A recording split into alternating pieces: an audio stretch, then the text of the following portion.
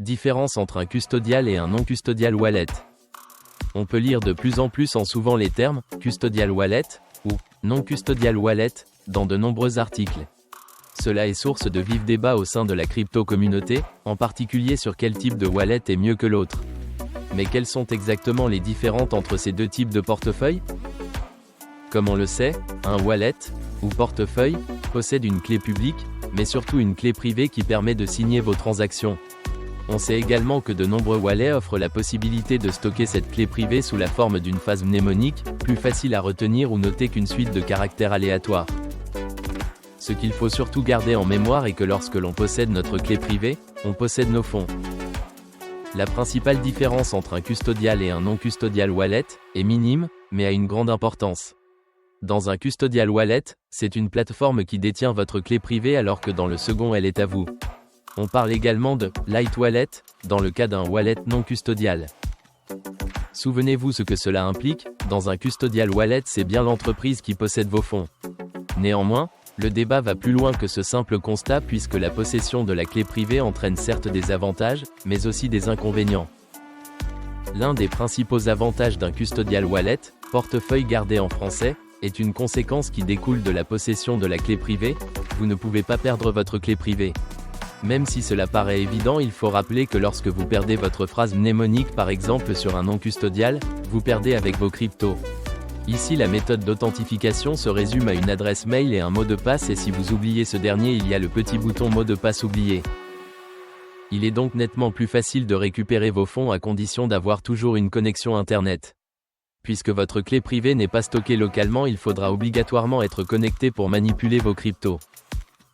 Autre avantage majeur, laisser votre clé privée à l'entreprise facilite les transactions et surtout demande très peu, voire aucun dans certains cas, de frais. Lorsque vous échangez du Bitcoin contre une autre crypto sur FreeWallet par exemple, c'est rapide et vous ne payez aucun frais, mais ceci n'est pas valable pour la majorité des wallets de ce genre. À long terme, ces économies de frais peuvent s'avérer intéressantes. En réalité, la majorité des exchanges sont des custodial wallets, mais même s'ils proposent aussi des conversions crypto, des frais sont appliqués. Attention néanmoins, si la plateforme se fait pirater, coucou MT. Gox, les hackers vont dérober vos précieuses clés et vos crypto-monnaies avec. Également, dans l'hypothèse où la plateforme gérant votre wallet ferme, vous pourriez rencontrer des difficultés pour récupérer vos crypto-actifs. Dans le cas où vous utilisez un wallet non custodial, vous possédez votre clé privée donc l'accès à vos fonds n'est pas sujet aux problèmes précités. Mais quelle forme ont ces fameux portefeuilles? Cela va de la simple extension web telle que MetaMask au Cold Wallet en passant par les logiciels, apps à installer. Sachant que ces dispositifs détiennent vos fonds, votre objectif sera de sécuriser un maximum leurs environnements, antivirus efficace, ne pas mettre le paper wallet près de la cheminée, etc. En utilisant des wallets de ce type, un hacker devra s'attaquer à vos appareils indépendamment et non à une plateforme.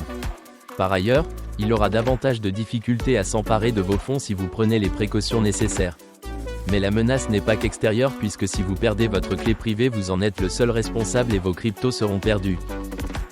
Les portefeuilles non custodiales les plus célèbres sont ceux de Ledger, une entreprise française mondialement connue et cofondée par Éric Larchevêque. Se présentant sous la forme d'une clé USB, les portefeuilles de Ledger supportent la plupart des crypto-monnaies du marché.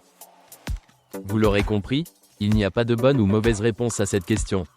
Le choix entre un wallet custodial et non custodial ne dépend que de vous. Si vous échangez souvent des cryptos au sein du même wallet pour le diversifier, peut-être qu'utiliser une plateforme vous permettra d'économiser des frais.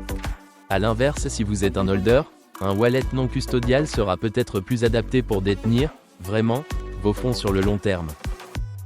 On peut réaliser une métaphore où le custodial wallet serait votre compte bancaire qui conserve vos fonds pour vous en proposant également des services. A l'inverse, son antipode serait l'équivalent de conserver votre fortune sous votre matelas. Aide une personne à ton tour et partage cette vidéo.